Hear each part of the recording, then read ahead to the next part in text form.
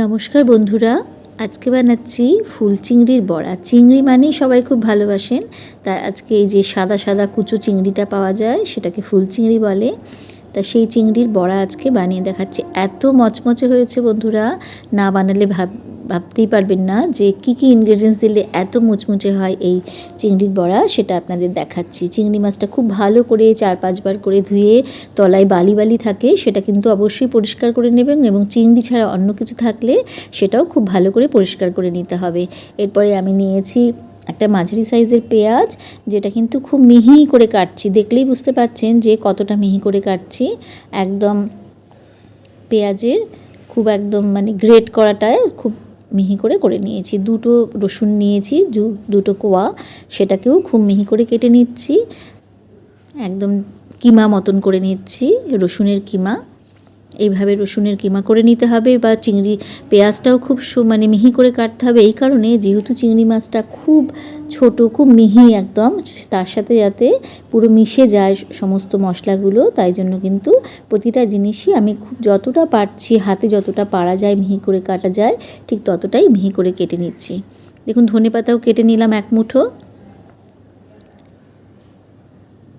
এবার নিয়েছি রসুন শাক, শীতকাল বলে একটু রসুনের পাতাও আমি দিয়ে দিচ্ছি ওর মধ্যে, সেটাও খুব মিহি করে কেটে নিতে হবে। মানে যেটাই আপনি দেবেন এর মধ্যে ইনগ্রেডিয়েন্টস হিসেবে, সেটা কিন্তু এরকম মিহি করে কেটে নিলে স্বাদটা বেশি ভালো লাগবে। এরপর কেটে নিচ্ছি একটা ভীষণই ঝাল একটা লঙ্কা, সেটাকেও কিমা করে কেটে নিচ্ছি। এবার সমস্ত কিছু এক এক করে ওই কুচো চিংড়িটার মধ্যে দিয়ে দিতে হবে। প্রথমে দিয়ে দিলাম কুচনো পেঁয়াজ, রসুন কুচনো, রসুনের পাতাটাও দিয়ে দিচ্ছি, সব শেষে দিচ্ছি কাঁচা লঙ্কা এবং ধনেপাতা। এরপর শুকনো গুঁড়ো ইনগ্রেডিয়েন্টসগুলো দিয়ে দেবো। প্রথমে দিয়ে দিলাম 4 চামচ ময়দা। এই মাপে দিলে কিন্তু খুব মচমচে এবং খাস্তা হবে এই বড়াটা। 4 চামচ ময়দার সাথে দিয়ে দেবো 2 চামচ চালের গুঁড়ো। এবার আন্দাজ মতো নুন দিচ্ছি, আমি এখানে প্রায় 1 চামচ মতো নুন ব্যবহার করেছি।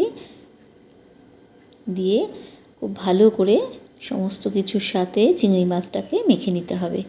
চটকে ফেলবেন না, তাহলে চিংড়ি মাছের টেক্সচারটা নষ্ট হয়ে যাবে, ভেঙে ভেঙে যাবে। একটু হালকা হাতে অল্প অল্প জল ছিটিয়ে, মানে আমি যেহেতু চিংড়ি মাছটা আগে ধুয়ে ছেঁকে রেখেছিলাম, একদমই জল ছিল না, সেই জন্য আমি একটু জল হাতে নিয়ে নিয়ে বড়াটাকে মেখে নিচ্ছি। আর যিনি এটা একদম মানে ধোয়ার সঙ্গে সঙ্গে যদি মাখেন, সেক্ষেত্রে কিন্তু জলটা না দিলেও চলবে। খুব ভালো করে হালকা হাতে, যাতে চিংড়ি মাছেরগুলোকে মানে না ভেঙে যায় সেরকমভাবে মেখে নিয়েছিলাম। নিয়ে বেশ কিছুক্ষণ রেখে দিয়েছিলাম। এরকম ঠান্ডার সময় যদি এরকম মচমচে চিংড়ি মাছের ফুল চিংড়ির বড়া পাওয়া যায়, তাহলে কিন্তু দারুণ লাগবে বন্ধুরা, একবার অবশ্যই বানিয়ে দেখবেন। এবার ছোট ছোট করে বড়ার আকারে গড়ে নিচ্ছি এরকমভাবে, এবং তেলটাও গরম হয়ে গেছে। আমি এখানে হোয়াইট অয়েল ব্যবহার করেছি, সর্ষের তেলও কিন্তু খুব ভালো হবে খেতে।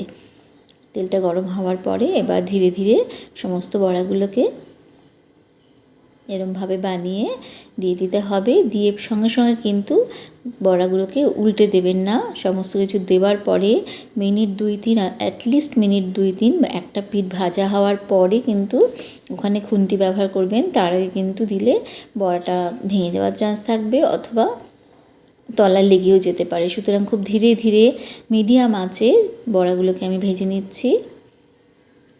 যেহেতু খুব ডিপ ফ্রাই মানে অনেকটা পরিমাণে তেলে আমি করি না, সেই কারণে কড়াটাকে একটু নাড়িয়ে তেলটাকে ওপর নিচ করে দিলাম। এবার একটা পিঠ হয়ে আসলে পরে বড়াটাকে উল্টোবেন।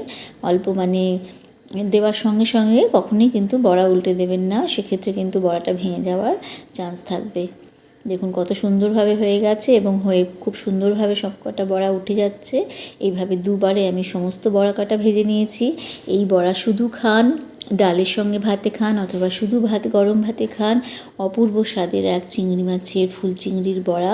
অবশ্যই বন্ধুরা একবার বানিয়ে দেখবেন। ভালো ভালো আইটেমগুলো আপনাদের সঙ্গে শেয়ার করি এই কারণে, যেটা আমরা খুব ভালোবেসে খাই সেটা মনে হয় যেন সবাইকে জানাই, এবং তারাও সেটা বানিয়ে খাক এরকম মনে হয়। সেই জন্য আপনাদের সঙ্গে এই সমস্ত রান্নাগুলো শেয়ার করছি। দেখুন খুব সুন্দরভাবে এপিট ওপিট করে ভেজে নিয়েছি, নিয়ে তুলে নিচ্ছি। ভালো লাগলে বন্ধুরা আপনাদের কাছ থেকে একটা লাইক, শেয়ার ও কমেন্টস অবশ্যই আশা করছি, এবং নতুনদের কাছ থেকে সাবস্ক্রিপশান আশা করছি।